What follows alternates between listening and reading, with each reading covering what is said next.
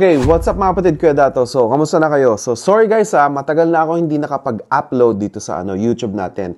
Pero ngayon, meron ako nakuhang information, then I will upload ngayon. So, regarding sa Coin Musume, so I will explain ano yung mga gameplay dito. Tapos yung mga benefits ng mga gacha na nakuha natin, NFT na nakuha natin, paano i-transfer. And also, yung gameplay, may makukuha ka, technique doon, then paano mag-withdraw ng MSM token, yung mga full version ng Coin Musume how to play. So, makikita nyo dito sa YouTube natin. Then, nakausap ko si Tsuji-san, yung CEO. はい。よろしくお願いします。今回ですね、クヤダさんのNFT、クヤダちゃんの NFT を So, ito, ta-translate ko So, may nabigay kasi na Chibi Kuyada na NFT from Coin Musume. So, rare NFT kasi ito. Kaya kung sino yung naka-receive nito sa mga mga activities natin, goods yan. Magbibigay sila ng 10 gacha at saka airdrop. So, may token airdrop yon, pero iba-iba kasi yung network. Yung NFT, Polygon Chain MetaMask. Madali lang yon. Pero yung makukuha yung benefits na 10 gacha at saka yung airdrop, kailangan i-set up yung MCH verse. Layer 2 yon. So, i-explain niya. So, ganito yung itsura. MetaMask, Polygon, dito nyo makikita yung NFT nyo, no? Wala namang problema yan. Ipapadala nila dito yung benefits. So, ito. Add token address, network, the network name is MCH verse. So, may link dyan sa baba. Makikita nyo lang, copy-paste nyo. So, default RPC URL, ito din ang itsura niyan. Then, chain ID, yan yun. Then, OAS ang niya. Token symbol niya. Tapos, ito NFT para makita, i-copy-paste mo. Nakita mo yon yung address at saka yung 120019. Tapos, ipapadala natin to dito sa gameplay.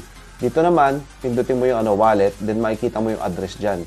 Copy-paste mo yon, then pwede mo na ipadala. Ganun ang gagawin natin. So, in that case, makikita mo na yung gacha. So, parang anong nangyari doon, para makita mo yung NFT and gacha, nag-encode ka na yung kaninang sinabi ko na na address. Tapos, ipapadala mo dito sa gameplay. Then, zero gas fee yan So, meron kayong face wallet, pinadala doon. Etong usapan na to, zero gas fee to guys So, mamaya kasi pag maglalabas ka, kailangan mo ng gas fee. Pero, kung pumasok, walang gas fee yun. So, gameplay naman, pag meron ka ng gacha, meron kang NFT na nakuha o nabili, pwede mong bumuo ng 5 na NFT, then mag-play ka katulad nito. So, card battle to guys, no? So, sing, dance, at saka itong acting, labanan to. So, pag pinili mo yan, maglalaban yung mga card nila at card natin. So, meron ding auto sa right downside neto and play mo na lang. Kung gusto mo naman pabilisin yung play niya, i-double tap mo lang yung play button na yan, bibilis yan. So, yun, pag nanalo ka, makakakuha ka ng CP point, character point. Yung CP point, character point naman, magagamit natin later. Pwede mong isugal yun, high and low. Kung nakuha mo yung 25 CP point, pwede mong isugal yun para subukan mo kung makaka-high and low ka. Then yan, sinabi ko high, then nanalo tayo, yung 25 na CP point, naging 35, 49, mga ganun. Pwede kang mag-play ng 2 to 3 times kasi nun Tapos, kung gusto mo naman yung mabilisan, yung multiple play, pindutin mo. Nakita mo kanina, 17. So, hindi lang kasi isang beses ka pwede mag-play. Pero, pag medyo tatamad-tamad at gusto mong tapusin agad, binabanata ko yung multiple use setting. Then yun, mas more points ang makukuha mo. Then meron na tayong 1,452. In short, sinortcut ko lang dito sa video na to yung gameplay. Now, pwede kang mag-vote. Ito na yung predict to earn. So, dun sa vote, pupunta ka dun, then i-click mo kung kanino ka mag-vote. Performance yan ng bawat token. Ito, BNB, yung mga ganun. Merong Ether, yun nga, yung Ethereum. Sa lahat ng mga crypto, ano ang magiging good performance this week or today or something like that. So, each vote naman is minimum 500 CP point. So, katulad nito, 500 CP point.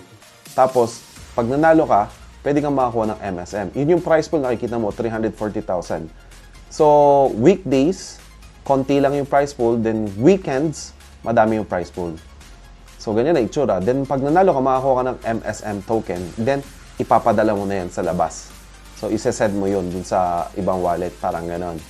So, CP point is predict to earn just to get it, MSN ang purpose nun, no? Then, ito naman, gacha. Yung gacha mo, pag madami kang gacha, more chance na makapag-battle ka and more chance to get the CP point and more chance makakuha ng MSM token. So, listed naman na yun. So, ganito ang itsura ng ongoing na voting. So, ganito itsura. So, pag ongoing na, hindi ka na pwede pumusta o participate sa CP point. Hindi ka na makakuha kasi ongoing na. Highly recommended itong 20,000. Yung 20,000 na yan, gawin mo yan gacha. So, worth $200 yan.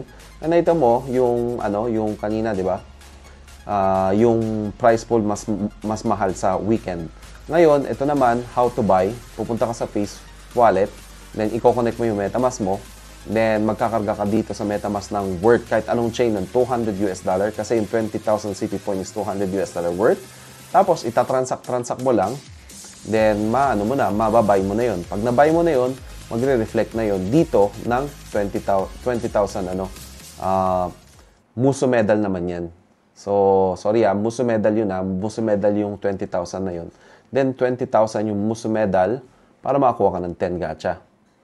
So, kaya mong bumili ng Muso medal, makabili ka ng 10 gacha. Yung 10 gacha naman na yun, yun naman yung pag-click mo, may mga lalabas ng mga NFT o mga rare item yon. Tapos, pag meron ka ng NFT, pwede ka nang mag-play game. Mag-play game ka na, just to win. Ako naman, shortcut ko para mabilis to get a CP point. Once you get a CP point, meron ka ng chance mag-vote dun sa kanina nakikita mong predictor na yon. Then, once na nanalo ka, makakuha ng MSM token. So, once you have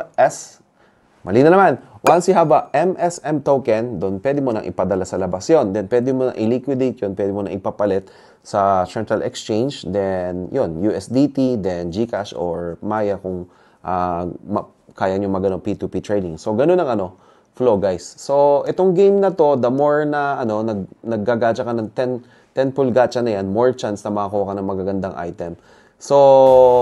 So grind lang to, card game lang to. Then, yeah, MSM token naman kasi once na madami ka nang merong ganyan token that tumaas in the future, the best yan. So, nag-game ka lang, then get more chance to MSM. Kaysa yung nagba-buy and hold ka lang ng MSM, so laruin mo na lang kasi pag nanalo ka, na-predict mo, madaming kang MSM token na makukuha.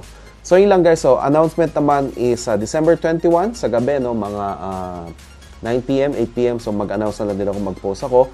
Merong AMA, kasama natin si Tsuji-san, CEO ng Coin Musume yun. Then, mag-i-explain siya. So, papakita ko din sa inyo kung paano ako maglaro dito. But yeah, yung mga marunong dyan at naglalaro na, congrats. And yung mga nakakuha ng rare NFT. So, congrats sa inyo kasi bibigyan kayo ng ganito, 10 gacha and airdrop ng MSM token. So, yun lang. Thank you guys for watching. So, yun lang. Bye-bye.